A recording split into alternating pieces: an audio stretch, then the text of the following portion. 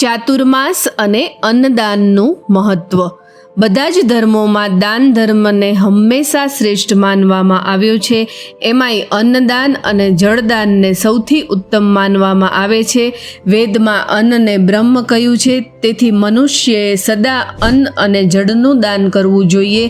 શાસ્ત્રો અનુસાર જળ આપનાર વ્યક્તિ તૃપ્તિને પામે છે અને અન્નદાન આપનાર અક્ષય સુખને પામે છે. એટલું જ નહીં, પણ મણિ, રત્ન, સોનું, ચાંદી, વસ્ત્ર કે બીજા કોઈ પણ વસ્તુઓમાં અન્નદાન જ સૌથી શ્રેષ્ઠ માનવામાં આવ્યું છે. માટે જે મનુષ્યને ભગવાન વિષ્ણુની સાથે વૈકુંઠમાં રહેવાની ઈચ્છા હોય તેવા ભક્તોએ ચાતુર્માસમાં અન્નદાન જરૂર કરવું જોઈએ. ચાતુર્માસમાં અન્નદાન કરનાર વ્યક્તિને ભગવાન વિષ્ણુના હૃદયમાં સ્થાન મળે છે. જે વ્યક્તિ પિતૃઓને યાદ કરીને ચાતુર્માસમાં અન્નદાન કરે છે તે વ્યક્તિના પિતૃ મોક્ષને પામે છે.